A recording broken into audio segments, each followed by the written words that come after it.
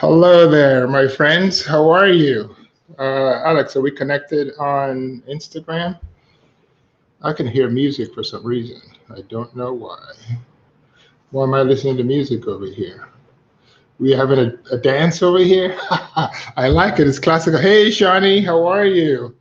You're the first person on here. I think you beat out Henry and Darlene, so which is great.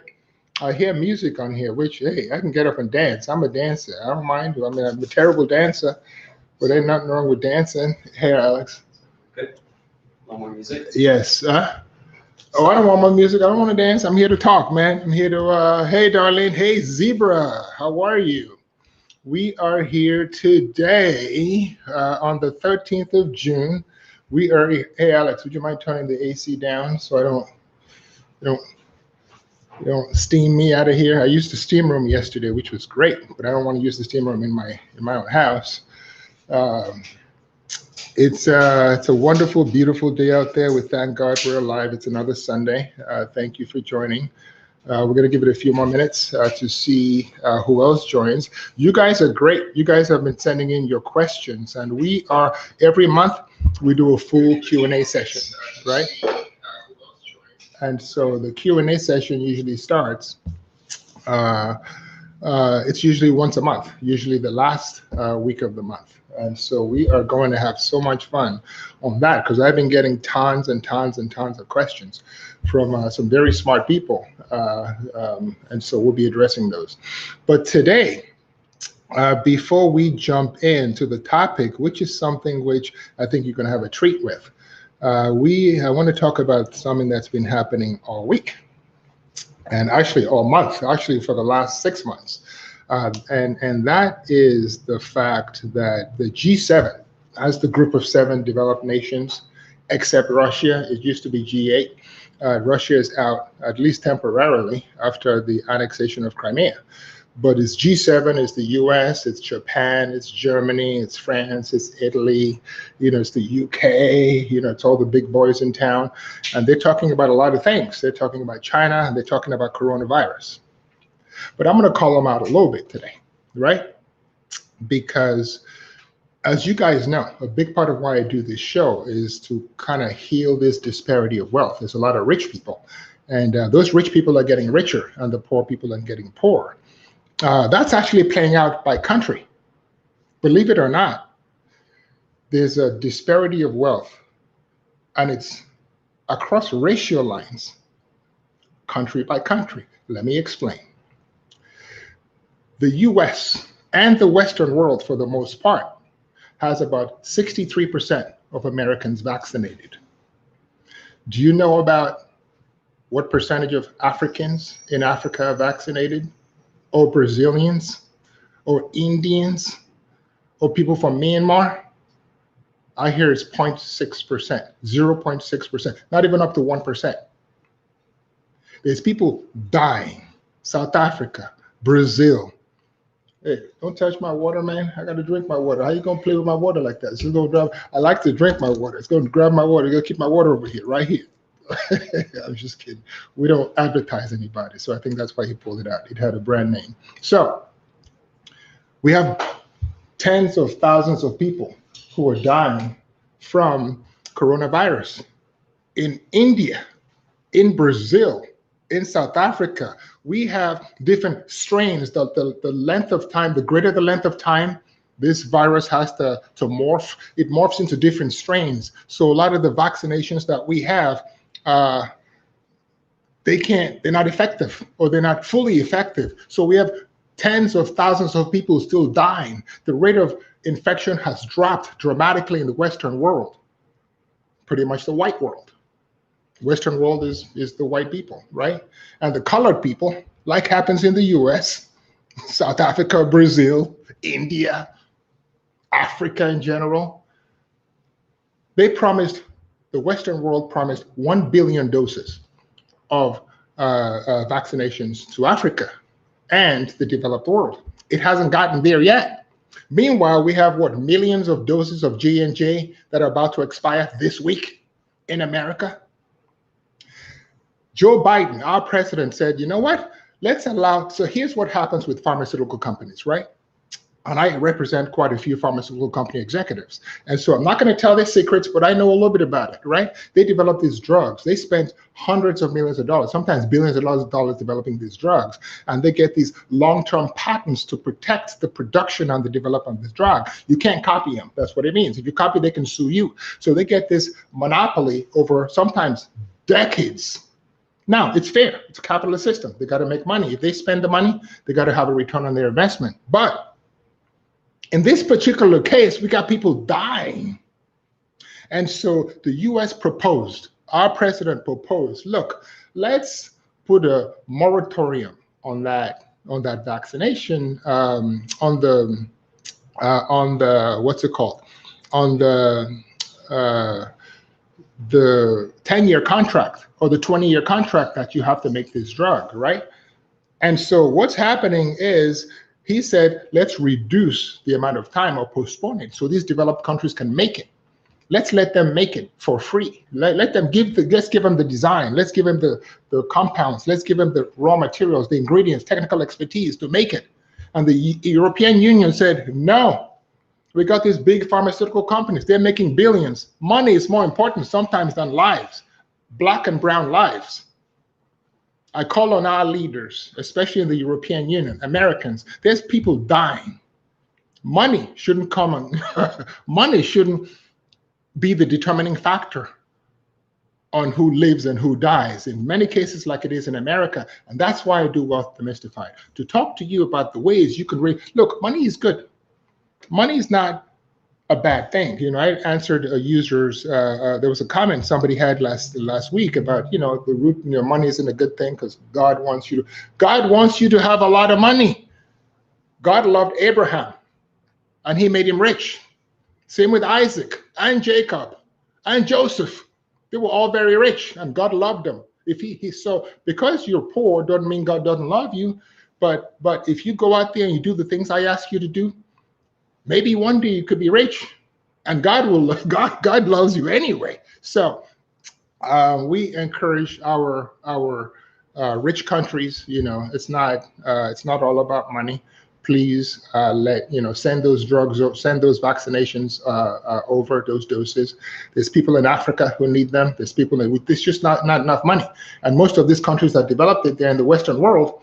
So they have a connection with America and Europe. So they give us most of the drugs. I've taken mine. I hope you've taken yours because it saves lives. Anyway, that's my rant of the day. Now, let's segue into, let's see wow, we have quite a few people on. Danisa, it's good to see you. Olasimbo, Otutayo, okay, my people, all right. Darlene, now that's my peoples. Melva, it's a pleasure. Yes, Melva said, God is not about his people being poor and living in a desperate situation. That's right. Our God is a God that wants us to be, once we seek ye first the kingdom of God, and everything else you shall be blessed with everything else, which simply means, first of all, seek him, and then you'll have everything else you want. So God doesn't want you to be poor. He wants you to actually be wealthy. He wants you to be satisfied, but he wants you to use the blessings to help other people. So if you're holding on to stuff, if you're holding on to your money, if you're holding on to your blessings, it means more.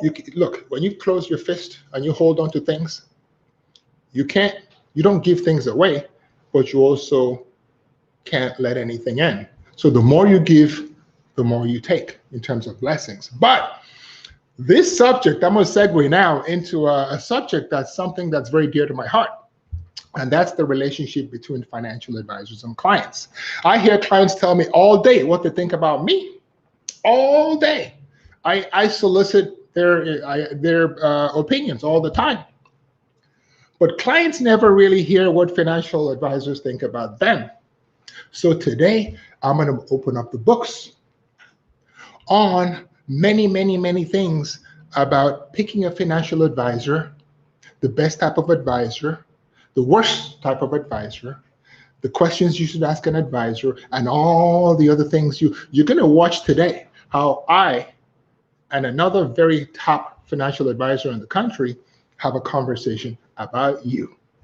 But first, some numbers, right? In regards to the professions that are the most trusted in America, and there's always these annual rankings, and many people do them, these rankings of the top professions that people trust and the ones that people do not trust. And so the top professions, by the way, I don't know what you guys do. I know you know I have a lot of different a variety of professions over here, but the top professions that consistently rank highest in terms of the ones that we trust the most, nurses and teachers rank consistently high. We trust our nurses and we love our teachers. The ones that rank on the bottom or close to the bottom, members of Congress. Is there any do we have any doubt about that? Car salespeople, and financial advisors / insurance salesmen. They consistently rank in the bottom. As a matter of fact, Qualtrics, right? Qualtrics did a survey of 300 clients, and they reported that only 43% of clients said they were very happy with the financial advisor. If a client isn't very happy with you, what is he doing with you if you're an advisor? And if you're one of the other 57%, what are you doing with an advisor if you're not very happy? What are you, just regular happy, just like average happy, median? If you're paying somebody, you got to be happy. You got to be really happy. You got to feel good about that person working for you, or find somebody else. We're going to give you all the ways today. In fact, many clients draw a very strong parallel between their feelings when they visit the dentist and when they visit a financial advisor, which is acute anxiety. But why? Why are clients sometimes so dissatisfied with their advisor? And why are they anxious when they establish the relationship? Why? It's a deep question, and I'm going to answer that question for you today. You know, we sometimes and will often lay the blame squarely on the foot of the financial advisor, and we should. Sometimes let's be honest, sometimes financial advisors sacrifice short-term profits over long-term client relationships. That is true. There's also the debacle that happened with Madoff a decade ago, which, guy stole billions from innocent people. So, people are obviously cautious and concerned about you as an advisor. And then we had the Great Recession, which basically slobbed off a huge percentage of the net worth of many good people. And so they're afraid. Financial advisors, in many cases, have done some things to clients that, sometimes make clients judge all financial advisors. But I'll tell you something, though. There are many, many good financial advisors out there. Millions of honest, caring, loving advisors who really want the best for their clients. You just got to find them. You're just not finding them. You just don't know where to look and how to look. I'm going to open up the books today. So, clients are not completely blameless in this equation. You got to do your homework. Anyway, over the past 18 years as a top financial advisor, I'm constantly shocked at the number of clients who come into my office completely unprepared to hire an advisor. They don't know what services an advisor offers. They don't know how much fees they're supposed to be paying. They don't know how often we're supposed to be interacting or meeting. They don't know what kind of investment returns they should be expecting. They're completely unprepared. Let me give you an identical example. It's like walking into a used salesman's office, his showroom, and saying, hey, I got 15 grand over here. I want to spend it. What you got for me? I don't want to negotiate. Take the 15 grand. What do you think he's going to do? He's going to give you the worst deal. Even if he's a good guy, he's going to give you a $10,000 car for that $15,000. Now, it's a great God-loving, God-fearing, maybe honest, good Christian or good guy. Maybe he might give a $15,000 car for $15,000, but he ain't going to give you a $16,000 car. So are you really getting the best for your money? You have a treat today. We are, we are going to have a conversation. You're going to be a fly on the wall. You're going to watch two top financial advisors speak. We're going to talk about a lot of things. What mistakes do clients make when they hire an advisor? What type of advisors are great and which ones should you stay away from? There's some. We're going to talk about the things clients do to piss their advisor off. Sometimes y'all do things that we don't like, and sometimes we love you so much, and then you do those things and it's like, maybe I want to focus on that other client because you trouble. We'll tell you about those things. Even some of the most well-meaning advisors will be turned off if you do certain things. And then we'll talk about the top 10 questions you got to ask your advisor. You always got to ask your advisor these questions because it's like a marriage, and I'll describe that in a second. But first, let me talk about my guest today. It's our second guest on Wealth Demystified, and I'll tell you about Parsa. Parsa I've known for about, 12, maybe 13 years. Parsa joined, we used to be affiliated with a big broker-dealer called AXA, and I was part of their family until I left a few years ago. And AXA is a great company, a really good company. And Parsa was one of the young hires, we did. And I sort of took him under my wing and a few other advisors. And I spent a lot of time. And Parsa just happened to be a star. He just did well. He was great. He was able to, combine caring for a client with being a great, advocate for financial services. And he eventually branched out and set up a company called Strand Life, which has become one of the leading benefits and wealth management firms in America today. And we, Parsa and I, we still do business. I still care very much about him. He's a good friend. And he and I, sometimes we just call each other and we just shoot the breeze. We just talk.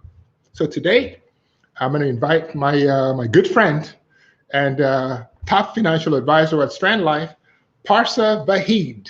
Parsa, where you at? I'm here. Thank you so much for that intro, David. Man, good to see you. Parsa, I've known you a long time. I mean, we've had we went to New York together. With the team, the entire team. I took the entire team on a vacation to New York. Parsa was there. We had so much fun. I think we've been to Vegas together. We've been to before you got married, we went to bars together. You better not let me tell your wife some stories. Look, let me tell you something. To all the people who are thinking about getting married, you need to get marriage advice from 2 or 3 people. You need to get the referrals from 2 or 3 people. Your husband's best friends. Yes. Call 3 of them and interview them. They'll tell you the truth. So, Parsa, I'm still waiting to talk to your wife, though. Even though y'all got 2 kids, I'll be nice, though. Anytime. So we've had a good time. Parsa, before we jump in, do you want to sort of talk a little bit about yourself, how we met, our relationship? Because we've been through a lot of tough times and we've been through a lot of good times. Things are good now, but hey, it's good to see you, man. Absolutely, good to see you. Thank you so much for having me. Yeah, I'll give the people just a little background as to how we met, how I came aboard, and how we kind of developed our relationship. So I was 23, 24 years old at the time, and I was working for Merrill Lynch in their training program. I wasn't an advisor at that time. They were giving me a salary, and it just didn't work out. And so I came to AXA, and it was my first year being a financial advisor. And they just they give you some training, but it's eat what you kill. You try to build your clients. You try to build relationships, all while trying to learn, the investment world, the insurance world, so that you can speak knowledgeably to your clients. And I was hungry, man. I had bills. I came from a set salary, and I was hungry. And so I worked really, really hard. And what really stood out to me was you. I remember being in that office.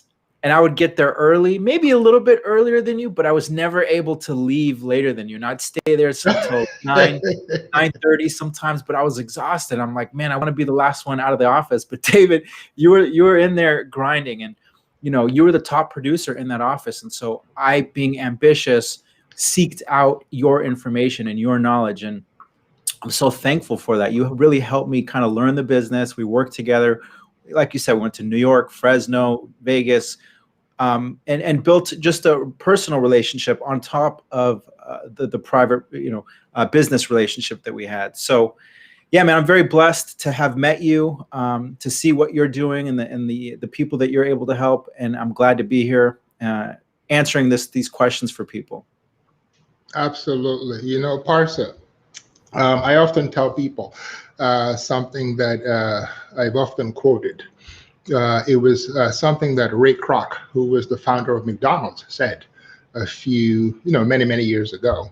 And he said to a graduating class, I think he was talking to a graduating class of college graduates, and he said, I don't think he ever actually went to college, and so he got on there and he said, "Look, it's a pleasure to be here. Thank you for inviting a guy who never went to college to give you the commencement, the speech.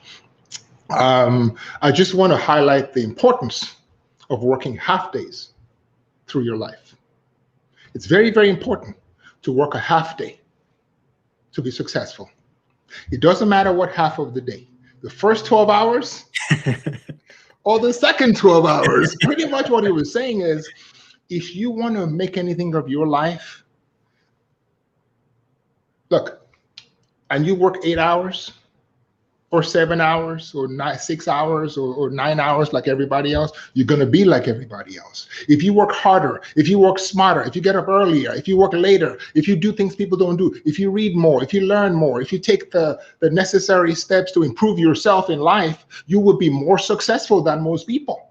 The problem is most of us don't do that. So what Parsa is talking about is the early days when we had those 12, 14-hour days in the office. We were working hard. We were building a business, and we built the business, and it became very, very successful. And Parsa was a part of that. And then he branched out, and he's now built his own really successful business. So congratulations, Parsa, on all your success. Thank you. The pleasure. It's also an honor and a pleasure to know you. We're going to have a lot of fun today. We're just going to talk, right? So Parsa and I are just going to talk. So Parsa, before you came on, we have a lot of clients. We have a lot of shared clients, and we have a lot of separate clients. And we've all experienced where some clients come in and they have no idea what they're talking about. And because we're good people, we kind of tend to help guide them.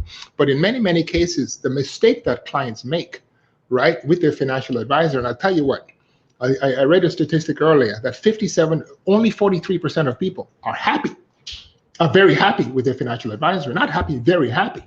And so I was describing how with a marriage, a financial advisor, a good financial advisor relationship, it's almost like a marriage, right? When you have a really good marriage, you feel safe. You feel like you're being listened to. You feel like you're being treated fairly. You feel like the person is just that one person out of all the millions of people who understands you. You feel loved, you feel cherished, you feel like you can call them anytime and just, it's not all about money. Sometimes you can just tell them about how you're feeling and how, money makes you feel, not just about, dollars and cents. And clients often feel let down for a number of reasons, right? The biggest reason, and it's interesting how this plays out, the biggest reason clients feel let down, there's two. One of them is investment track record. One of them is trust. And I'd call it trust and reaching out, personal service, right? Millennials, the younger people, are more concerned about investment track record. How much did I make? And we're going to talk about whether that's the right attitude for a client or not. Because if all you're worried about is money, well, be careful, because an advisor in general cannot guarantee you any returns. You can speculate, but he can't guarantee. Wealthier clients, however, are more concerned about the personal service, and the trust. They want to be able to trust you. They want you to be able to call them back quickly, So, Parsa, and of course, people who were unhappy often talk about high fees, poor service, lack of personal attention. So, Parsa, if you were to speculate on the thing that you consider the biggest mistake clients make in picking an advisor, what would you say? It's a very good question. I think a lot of name brand recognition in our business is a facade, and it needs to really be put to the side. I worked for Merrill Lynch, big name brand, kind of has that prestige that goes into it. I worked for AXA, a very huge, large insurance carrier. I've seen your private practice. I've seen my private practice, and I've seen a dozen other financial advisors. I think what a lot of people gravitate towards is just that name brand. I want to work for the Merrill, the Morgan Stanley. And I'll tell you this, from experience, there's a lot of good advisors in there. There's just as many not very knowledgeable financial advisors. So just seeking the name brand recognition, I think, can be a common pitfall for people looking to work with an institution. I'll give you a perfect example. Recently, I had a client. I manage the children, their wealth, and the mother, who's in her late 70s, or I think she's late 70s, early 80s. She's with JP Morgan Chase, great company. But when I take a look at her statements and her asset allocation, I can tell they're not servicing her. They're not doing what really needs to be done. Yet she doesn't want to leave them because it's JP Morgan Chase. And it's a travesty because she's been with them for the last 10 years. She's been getting 10 years lack of service, lack of resources, and they're just keeping her because they know they can. But there's so much planning that can be done to pass more wealth to the next generation, to save money on taxes, to change her asset allocation and earn more market returns. But she will not leave them because she doesn't want to leave JP Morgan Chase. So that's one of the reasons I would say people make the wrong decision. And it is so amazing. Oh, I'm sorry, go ahead first. No, I was just going to say the opposite. I think a lot of weight should go into a referral. If someone refers you their advisor and they're happy with their advisor, odds are you're going to be just as happy. So seeking out powerful referrals from people that are happy with their advisors, I think to the flip side of that conversation should be really sought after. You know, Parsa, what you're saying is so important about the fact that name brands sometimes obfuscate the reality. And it's something that we see in everyday life. Now, this is no dig on JP Morgan or Merrill Lynch or any place you've worked. They're good people there. They work hard. They're trying to make a living just like everybody else. But at the same time, the name on the door, you're going to work with the one guy or the one gal. Exactly. You're not going to work with the firm. So if you're picking a company, it's almost like, let me tell you a sad story, right? I had a good friend of mine who's in New York, who we represent. Is also a good client. He's in the TV industry. And he, about 10, 12 years ago, around that Madoff issue, the Madoff, when he stole billions of dollars, he had an accountant who he introduced me to. And so we can work with the accountant to help our client, our mutual client, reduce taxes and all those things. And the conversation I had with the accountant was scary because he was in New York and he also had a lot of clients who were part of the Madoff scandal. A lot of his clients lost money, and some of them were widows who had inheritances from their husbands. And a lot of that was parked with Madoff, and he kept asking them, because it didn't make any sense. The returns were consistent for decades. 5% rate of return. Who does that? 5%, 6%, not overly, aggressive, but never a loss. And he kept asking them, well, this doesn't seem to make any sense. Are you sure? And he, what he said the clients kept saying? Well, this is made of money. I can't ever forget that. They put Madoff's brand over their financial life, over their common sense, over the gut instinct, over what reality was telling them. Now, this is not to blame the victim. He was a monster. When you do that to innocent people, look, and he's passed away. I have nothing, bad to say about him, in death. But while alive, he in many ways tainted the lives, the profession. But it's the same thing you were saying. It doesn't matter what the name of the company is. You're going to be working with that one person. And it's very, very important for us to be able to recognize the skill of the person. So, have you, so let's segue into something else, Sure. I've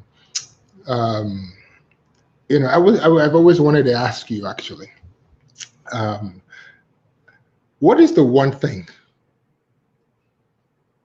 that pisses you off with a client? Sometimes clients do all these things, they do some things that, they just do it and they keep doing it and they keep doing it. And you're like, is there one thing you could isolate that makes you want to, some clients, look, we fire clients. We fire clients all the time. We don't try to, we don't want to, but sometimes, and it's not because they're too small. No client is too small. It's the need that matters. I'm interested in your, what do clients do that make you unhappy? That's a very good question. Very, very good question. They don't listen. Some of them just simply don't listen. You know, we and I learned this from you. You're a holistic financial planner. You will take a look at everything. You'll take a look at their homeowners insurance, their health insurance, their tax returns, their investment allocation, and then you'll put together a financial plan. And you do that to make sure that the plan that you're recommending is a good long-term plan for them. And so when you tell clients and you meet with them and you say, listen, I recommend you move money from this account to that account, or you do this or that, and then they hold off on that advice, or they don't take that advice when it's in their best interest. That really bugs me. But at the same time, I understand the reluctance, because oftentimes they've been burned before by a bad financial advisor. And so, you know, with clients that I have and I've had for a while, that is never an issue. But for newer clients that come on board, they simply just don't listen. And it's like going to your doctor and your doctor, you know, giving you some, you know, a medical plan, a health plan, something, and you just simply don't listen. And then you go back 6 months later and you say, hey, I'm still sick. It's like, well, you didn't listen to me, you know, Mr. Client. And sometimes they blame you. They're Exactly. like, no, it was you. You've been my advisor for 6 months. What happened? Exactly. You know, that's actually something that that actually would be my top also. You know, the clients who don't pay, they don't listen and they don't pay. They don't want to pay. They complain about your fees all the time. We'll get to fees in a little bit in the top 10. They complain about your fees all the time. Your fees are high, fees are, you know, and then they don't listen to the advice you give them to help them make more money, or, you know, achieve their goals better, and so on and so forth. So that's the worst, honestly, for me, kind of client. They don't want to pay, or the ones that complain. But there's also the client that doesn't listen, but they pay. They write that check, you know, at the end of the month, or the end of the quarter, or they have, you know, assets, and whether it's the 1% or the 0.5% or whatever the rate is, you know, they don't mind paying. I don't know if I mind. I don't mind the second type of client. I don't know about you. I mean, do you have an opinion about that? I don't mind that. I mean, I prefer for them to listen. You know, I don't mind, but at the same time, I would love if they were to listen, because it's in their best interest. You know, we are very educated on all components of finance, and when we give a recommendation, they may not completely understand it in the long run. But they should do it. I'll give you something that always stood out to me, David. I don't think I ever mentioned it to you. You may not even remember it. It was maybe my second year in the business, and a friend of a friend came into a boatload of money. He was like 25 years at the time. And he came in, he said, listen, I have $600,000-700,000 and I want to invest it. What should I do? And I said, listen, I'm not the guy, but I'm going to bring in my partner, David. And we held a conference call, and you chatted with this guy, and then you were asking him questions. What do you want to do with this money? Why do you want to invest it? You know, the basic fact-finding meeting. And the guy said, I want to invest it, and I want to be able to take my money out after a couple years. And you said, I'm not the guy for you. If you're not going to give this enough time, and I think you mentioned 5 years, 3 to 5 years minimum, but 5 years preferred. And I was on the other line saying, why are you telling this guy to leave us? You know, I'm trying to make money here. He's giving you $500,000 for us to invest. I didn't understand at the time that you're doing that in his best interest, and he didn't want to hear it. I remember, because I teed you up. I said, this is a Harvard MBA, very educated, very smart. He knows what he's doing. He's got good track records. And so he wanted to work with you. And when you said, I don't want to work with you, he was saying, why not? You know, but he didn't realize the risk associated with it. And, you know, I don't remember what he did with that money, but he probably took on too much risk and should have listened to you. But that just kind of goes to the point of, when we give recommendations, we are doing it in the best interest of our clients, to make sure that you're not taking on too much risk. And sometimes you need to be taking on more risk, and we're doing it in the best interest of the client. So yeah, that really stood out to me. You know, Parsa, in regards to that, you know, in terms of clients taking recommendations of their advisor, there's a bunch of reasons why they don't. You know, sometimes it's lack of trust. And sometimes it's that they've been burned before. And so we, as advisors, also recognize that sometimes there's a history. It's like dating, right? When you date someone, they have a history. If they've had a bad relationship, sometimes they may be more reluctant to actually listen to what you're saying. So we do have, and advisors understand this. The last thing, and again, this is another thing that, usually raises the red flag. I don't know about you, for an advisor. When you walk into my office and you've had a bad relationship, and the only thing you can talk about in our first meeting is the bad guy, the bad financial advisor, talking about him or her and how, you don't like him or what he did, and you're about to report him to regulators. And how do you think that makes me feel when you walk in my office and you're complaining? It's like when you go for a job, right? And I know this is not a correlation, but it's a parallel. It's like when you go for a job and you're sitting opposite the interviewer, and the interviewer is asking you questions, and all you're doing is complaining about the last job you had.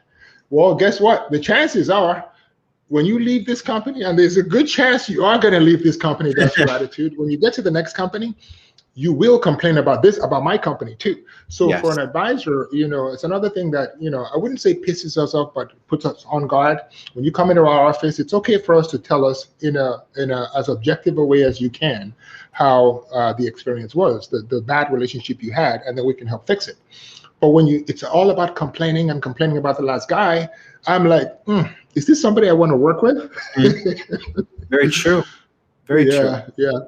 And then you also talked about the investment track. You also talked about investing, right? Clients come in and sometimes they should be more aggressive or they should be more conservative. And we give advice and sometimes they don't listen. That's another thing that sometimes clients often don't seem to understand, especially the younger clients. There's this thing called modern portfolio theory, right? Which I think it won the Nobel Prize in '73, which talked about, look, if you take a group of assets to make the most amount of money with the least amount of risk, in general, diversify. Simple. Stocks, bonds, real estate, even if you want Bitcoin, whatever it is, international, diversify. And you'll take the most risk. You'll take the least risk to make the most.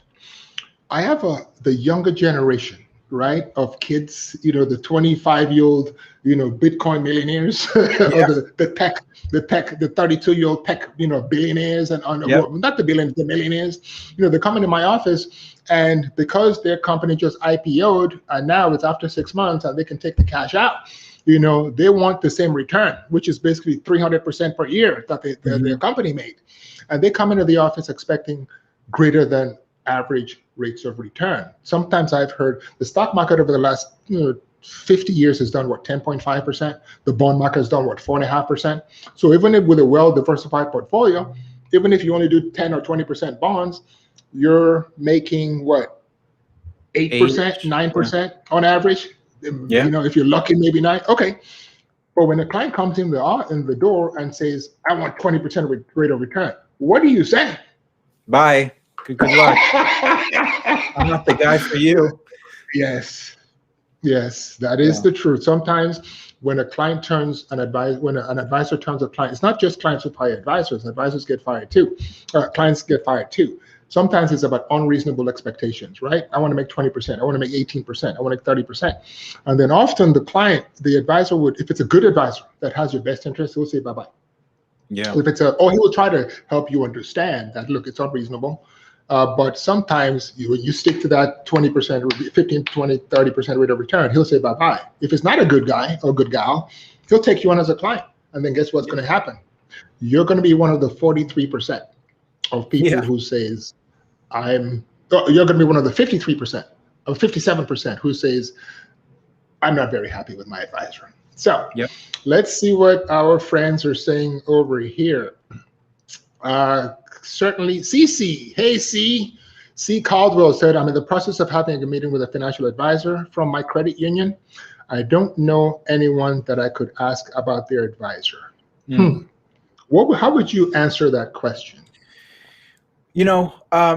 So here's the thing, C. With a credit union, it's a little different than where we came from. Credit union advisors may not have all the knowledge as a holistic financial planner would. They're probably, unless he came over from a different background. A credit union advisor may not have the complex tax planning knowledge, the investment allocation knowledge, alternative investments. If he's working for a credit union at a branch, he'll probably be able to give basic financial advice, but you want to probably start working with someone who maybe has an independent shop and has the ability to offer you a multitude of services.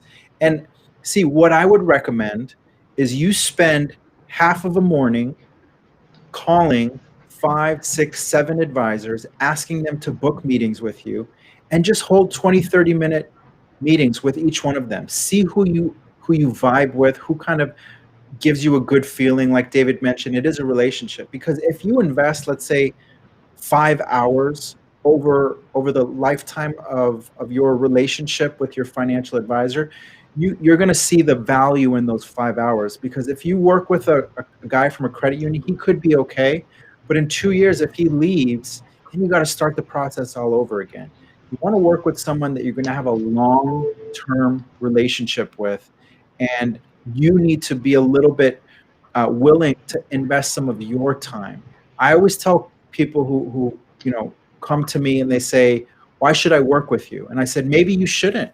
I'm not the only advisor. I'll tell you, here's my qualifications, here's my background, but ultimately I want to enjoy my relationship with you as well. So maybe we are, maybe we aren't. What I recommend is you call 2 other advisors, you hold conversations with them, then next week you let me know what decision you've made. And I've lost business that way, and I've kept really good relationships that way as well. So just like with anyone, a doctor, an accountant, you shouldn't just talk to one. You should talk to a many. And so that's what I would say. See, I hope that was helpful. That's actually great advice. Look, when I was getting a home mortgage many years ago, my first home, I shopped around. I went to 10 banks and online lenders, banks, credit union, 10 of them. It was a long process, but I got the cheapest rate ever. And even now, with the rates as cheap as they are, mine still beat all of them. So I'm happy with the rate I have because I shopped around. It is so important to shop around, not because you're looking in this case for lower fees, because sometimes lower fees means lower quality, but because you're looking for somebody that fit. And Parsa, it's a good idea now to segue into some of the things that clients should do before they start the process. And so before you start the process, there's a couple of things you should do. And then when you start the process, we're going to give you the top 10 things questions you should ask.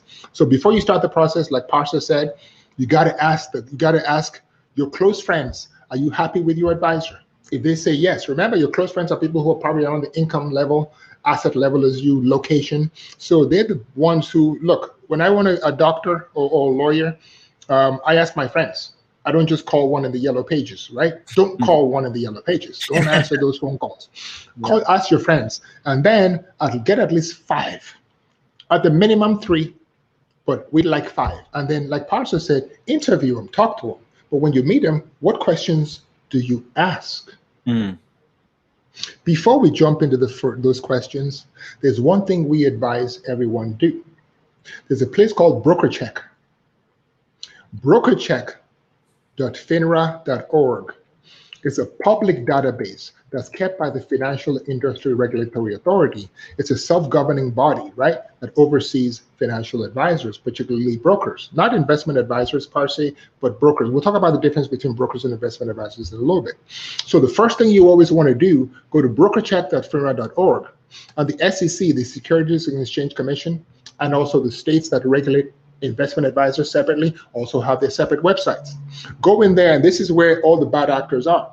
If you see lots of complaints, if you see lots of people paying fines, if you see a lot of people getting sanctioned, if you see a lot of people getting punished by the government, or by the disciplinary authority, well, that should give you pause about sometimes history always repeats itself. So the first place you want to go is BrokerCheck. Now, you've picked the advisor, 5 advisors, and you're ready to go. 20-minute phone calls on Zoom. I love Zoom because you don't have to go visit them. I prefer to actually go to their offices if you can, now that things are opening. But if you got to do Zoom because you need the advisor and you can't go in his office, here's the top 10 questions. So Parsa, let's talk about these questions real quick. How do you get paid? And you know, how important is that as a question to ask an advisor when you first meet him? I think it is very important. So most of my business comes from referrals. You know, I put in, this is my 12th year in the business. I put in the first 3 years, I really just dedicated my life to building a book. I sacrificed a lot. And now I'm kind of enjoying the fruits of those labors. So I'd say 90% of my business is coming from referrals, which is great. But even with a referral, I still ask them a few questions, and I ask them to ask me a few questions. So I think, obviously you want to do your own research. As I mentioned, broker check. I can actually, if you don't mind, I'm going to spend 30 seconds and I want to talk about something that just happened. One of my clients emailed me and said, I need you to talk to my sister-in-law. Her sister-in-law got burned by a financial advisor. He had 28 complaints against him on broker check. Settled for 20,000, settled for 50,000, this, that. And she called, the sister-in-law said, you know, I don't know exactly what he sold me, but he was such a smooth talker. He was a handsome man. And I bought. That's how you pick an advisor who's handsome. She shouldn't have done that. But, you know, I looked at the guy's recommendation, and I won't name him, but I was shocked. I was shocked that, you know, his compliance department even allowed that transaction to go through. And then when I looked him up, I was shocked that she didn't realize that. And I sent her a link to his broker check, and she was like, I knew it. I had this bad feeling, but he was just so smooth, and he seemed knowledgeable. So we're helping her unwind what he did, and you know, the 29th complaint has now been filed. But you know, it's a simple website search, and it could have saved her, you know, months of heartache and tens and thousands of dollars of unnecessary transactions. But yeah, your question with regards to what question should someone ask? I would say, you know, what's your investment philosophy? How do you put together plans? And why should I work with you? I think the first time I got asked that question, I was taken aback by it. But now I get asked it often, and I'm so glad that they asked that. And there's a lot of knowledge that you can get from answering that question and asking that question. So why should I work with you should be a key point. Absolutely. So if you don't mind, Parsa, why don't we go step by step? I actually love that one. We're coming to it. So the issue of fees, because you're going to be paying this advisor, right? Yep. He's going to collect money from you. He has a responsibility to help you, or she. We keep saying he. That's because most of the industry are men, unfortunately. Yep. And we need more women. And we need more young people to take care of the greatest, you know, number of people in terms of age group now is millennials. We need people to take care of them, young people. But in terms of, because fees are so important, that you're going to be paying this advisor, it's always important to ask about fees, right? And I'd say, you know, the way you understand advisor fees is there's 3 different ways that advisor gets paid, right? One is fees only. They only charge a fee, whether they bill you hourly or it comes out of the investment platform, investment, you know, that you give them, or you know, it also could be like a lump sum for a monthly fee, or it could be hourly, it could be whatever. Then there's commission advisors, those who make money based upon a commission. So they, you know, do an insurance policy, or they do an investment, and they get commissions from it. You don't pay them. They get commissions from the investment company or the insurance company. And you have combo advisors, the ones who kind of do both. But you want to know which one your advisor is, right? You don't want, if it's an hourly guy, you don't want him doing commission-based. If it's commission-based, you don't want him doing hourly. And then you also want to ask, you know, are fees deducted from my assets? You know, do I write you a check? Is it, you know, monthly? Am I going to be paying credit card and bank accounts? You know, or, you know, do I have to send you a wire? You have to know how you're going to be paid.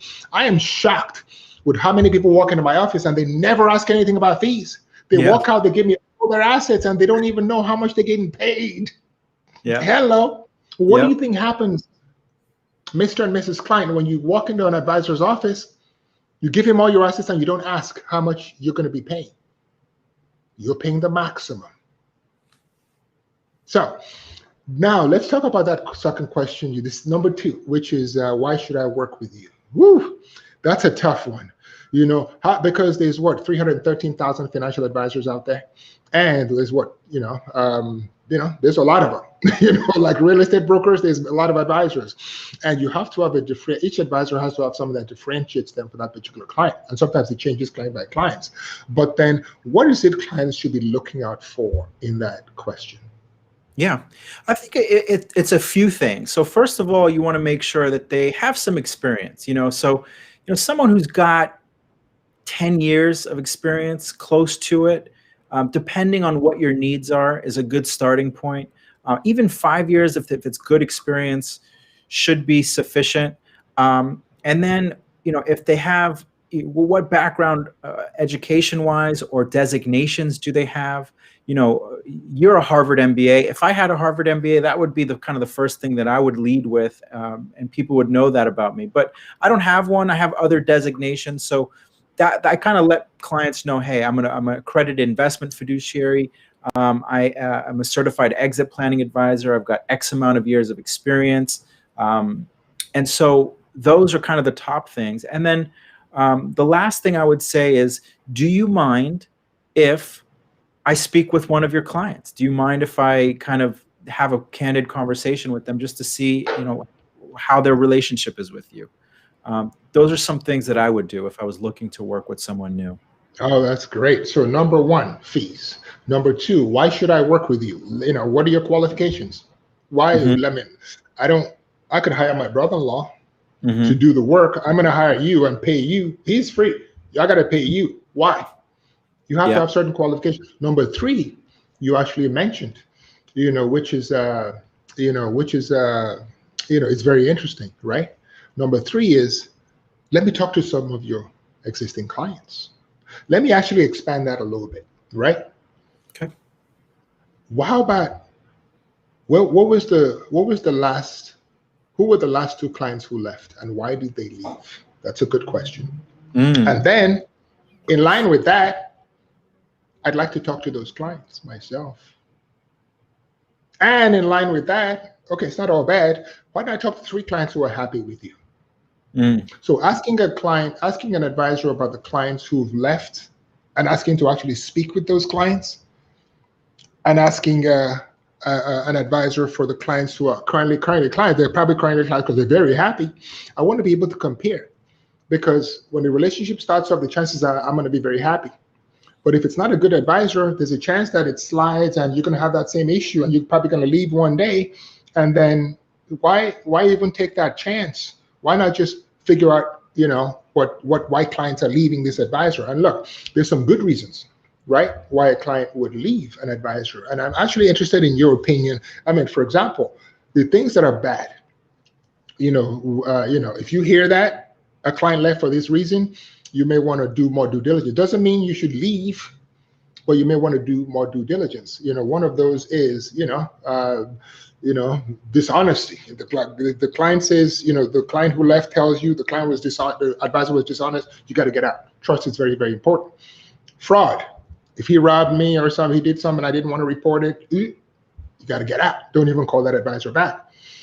Poor investment returns is not necessarily one that I would do more due diligence. If I heard from clients that this guy isn't performing or that girl isn't performing, I would ask that, okay, show me. I would do more I wouldn't just leave if I were a client. I'd ask, well, show me people who look like me. Show me over the last 10 years the performance of those people, who look like me, not in terms of color, but in terms of my income, my assets, my age range, my risk tolerance, my portfolio.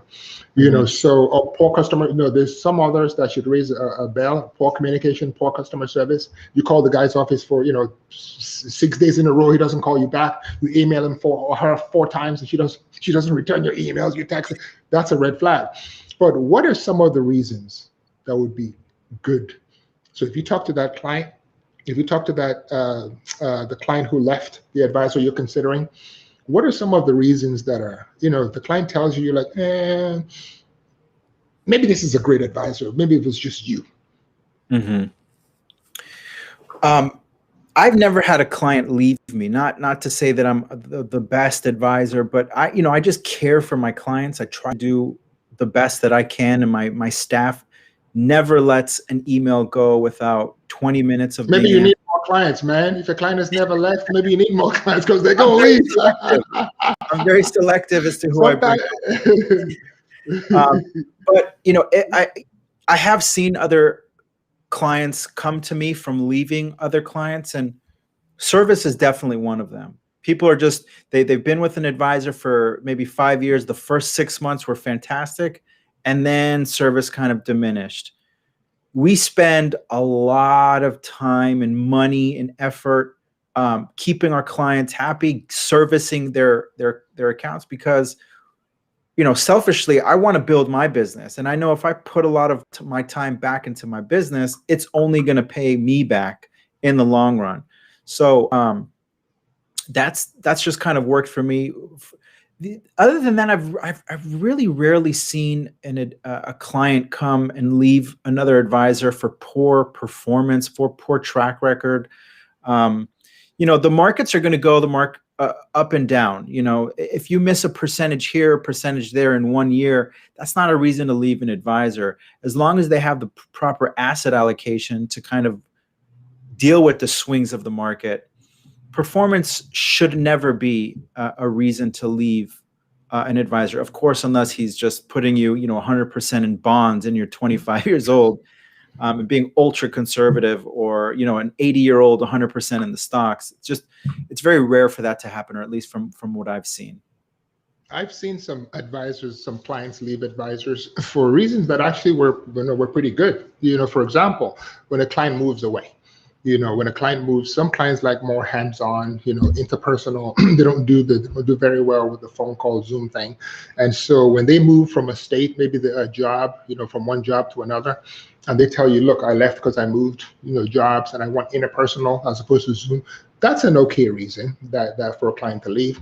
I've also seen clients leave advisors.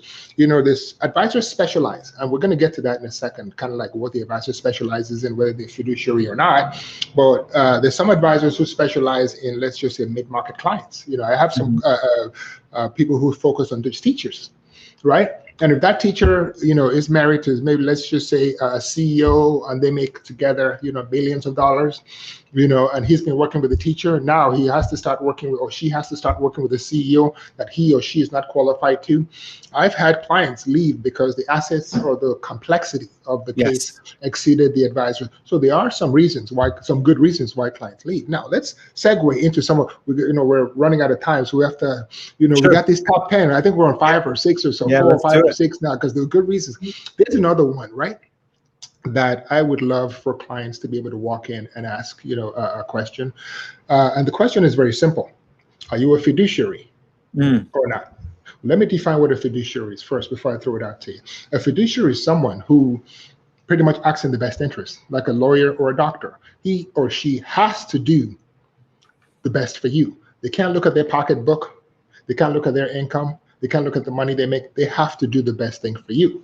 So if that's the case, and the advisor has to do the best thing for you, then there's a better than not chance that that person will actually comply. They don't always, but they'll comply. This is different from a broker or a salesperson. How do you like that question? When somebody I love that question. I love that question. You should be, and I'm not sure if the new regulation, Reg BI, Regulation Best Interest, enforces all new advisors to be fiduciaries. But I made damn sure to get my fiduciary because why not? I was doing it already. At least I have a title that kind of makes my clients feel more comfortable. Being a fiduciary, I think, is an absolute must. Yeah, and you see the difference between a fiduciary and a non-fiduciary. A fiduciary is an investment advisor whose job it is to act in your best interest, right? And he or she typically charges a fee. There's also people they call brokers, or sometimes like salespeople, like insurance salespeople, and they act as kind of like brokers or salespeople. So they charge commissions. So you really want to know, one's not good or bad. One's held to a higher standard, So I don't necessarily say, oh, you got to work with a fiduciary, because a broker might be able to give you the best services. But just be aware that if what you're looking for is hands off, close my eyes, hand everything to someone, look into it from time to time, make sure he's doing the right job, and he can watch out for me, well, maybe a fiduciary is the best for you. Maybe somebody who's an investment advisor. But if it's somebody who, you're sophisticated, you review your portfolios, you've been investing for 10, 20 years, you understand what you're doing, and you just want that broker for a transaction like, hey, I need an insurance policy. I don't want you to do anything else. Or here's $100,000. I need you to manage. I need you to do anything else for me. Then a broker might be best for you. So it actually really depends. Okay. Another question that I think, people should ask advisors is, what services do you specialize in?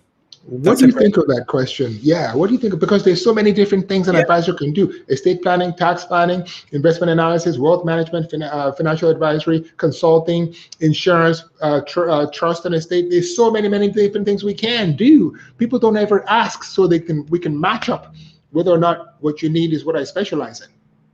Yeah, no, that's a great one. I think that should be higher at the list. Because every client has different needs. If you're a younger client with no family, you probably don't need estate planning, although it's not a bad idea to do it. But an advisor who specializes in estate planning is probably not the one you should be working with. So working with people who maybe specialize in your services or your needs would be the right approach. I just wanted to touch on the question that just came in about, I made so much money this year. Well, first of all, congratulations. Nurses do make good money, but you paid a lot in taxes.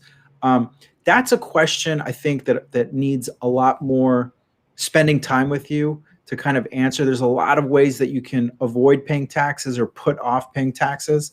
But those are the kind of questions that you should enter a meeting with and say, listen, this is my problem. How would you help me with it? But going back to list of services, Strand Life Financial Group, we're well staffed. We've got 8 full-time employees and different account managers that handle different services. Maybe an advisor has kind of just one specialty and they're a one-man shop. It just depends on what you need. And also, an advisor, just like a doctor, can't do everything. He can't be a chiropractor and a neurosurgeon and a general surgeon and an ophthalmologist and a cardiologist. He can't. It's best if you have a knee problem to go to an orthopedic surgeon. So advisors, there's so many different things that an advisor can do. You want to make sure to match up. This is one of the problems that we see. You want to make sure that you match up with the advisor who's right for you. If that advisor specializes in wealth management, and that's you got this $150,000 you need managed in your IRA. You don't need insurance. You don't need estate planning. You don't need wills and trusts. Well, maybe that's the right advisor for you. Like Parsa said, if somebody specializes in estate planning and you need wealth management, you need an insurance policy, to a hammer, everything looks like a nail, right? Yeah. They're going to sell you what they got, which may not be in your best interest, right? But Parsa, you said something very interesting, and you breezed over it, and I want to highlight that a little bit. You said not every client needs an advisor. And do you realize that only 30% of Americans have advisors?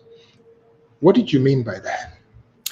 Yeah, the fact of the matter is the basics of finance are fairly simple. You save your money, you do it in a tax efficient manner, and you don't spend like an idiot, really. And you obviously Parsa says it straight. He tells it straight. I learned that. I'll touch on that as well. I think there's like a kind of a sweet spot is if your investable assets are below a certain number, you probably don't need a financial advisor. Just keep. Which is probably like what? What's that number? 50, 100K, 150? I would say maybe like 100 to 300. It just depends. In California, probably a little bit more than maybe Texas or Colorado. But yeah, you save your money. Once your wealth gets to a certain component, certain number, there's going to be a lot more complexity. You're going to have potential estate taxes that maybe someone who in a lower tax or lower net worth won't have. There's just a lot more complexity as your wealth kind of grows, and that's when financial advisors come into play and we look at everything. But about spending, you know, I don't want to say how much money you were making, but it was substantial. You know, when I came into AXA and I saw you, I was attracted to the numbers that you were putting up. But at the same time, I remember I was spending 80-90% of my annual income on a car like an idiot. And you were, you know, although you had a really nice car, you were driving a car that was less than 0.5% of your net worth. And it took me a while to get By there. the way, what Parsa is talking about is I had a nice car. It was a nice Range Rover. It was 16 years old. And by the way, I still have it. I think it's 19 years old now. Yeah. Well, I mean, I have a Rolls Royce that's 6 or 7 years old. Seriously, I don't care. It looks good. I like the way it feels. I don't buy new cars. Who buys new cars? Anyway, absolutely. Yeah, but see, I was 25 years old. It was, I think, the second year in the business. It was my first year making 6 figures. And I was broke for so long that I felt like I needed to spend all my money on a car. So I got like a brand new E-Class, spent, you know, all my money on those lease payments. And, you know, had I had, even though I was technically a financial advisor at that time, you know, that was the wrong decision to make. And so had I had, you know, a little bit more wisdom or just had some good advice and knew about the numbers, that was a very poor decision. And I see a lot of young people doing the same mistakes, and I want them to just don't do what I did. But yeah. Absolutely. Hey, I just one real quick read. C. Caldwell says, I've had a talk with the financial advisor through my bank. This is the first time dealing with an advisor, the private brokerage like Merrill Lynch. He talks too much, oh boy, and I don't understand him. See, run. Yeah. You don't understand your advisor, and if he talks too much or she talks too much, it's not going to change. He's not listening. She's not listening. Go ask 5 of your friends and family if they're happy with their advisors. If they are, ask for 5 recommendations and take a Parsa's advice, right? Spend time with each of them, 20-minute calls to make sure it's the right advisor for you. Parsa, thank you. Any last words? Thank you so much for coming. You know, we really, really appreciate your being here. Ladies and gentlemen, my friends, it is so important when you pick a financial advisor. It is so important for you to pick the right one, because like a marriage, you're going to be with this person probably for the rest of your life.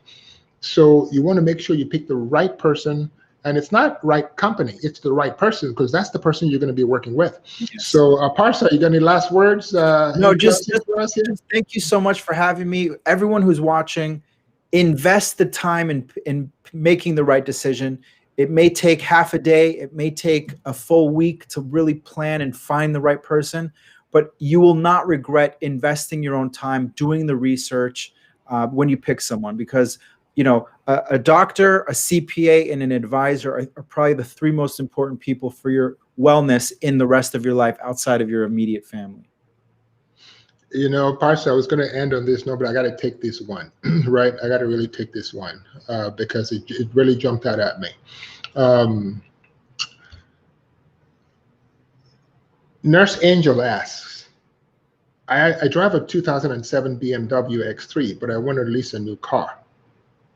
Nurse Angel, don't lease a new car. That's 2 strikes. Lease and car. There's 2 types of assets. Assets that go up in value, like houses, like stocks, like bonds, like portfolio assets, real estate. And there's things that go down in value, assets that go down in value, like your shoes on, like your car.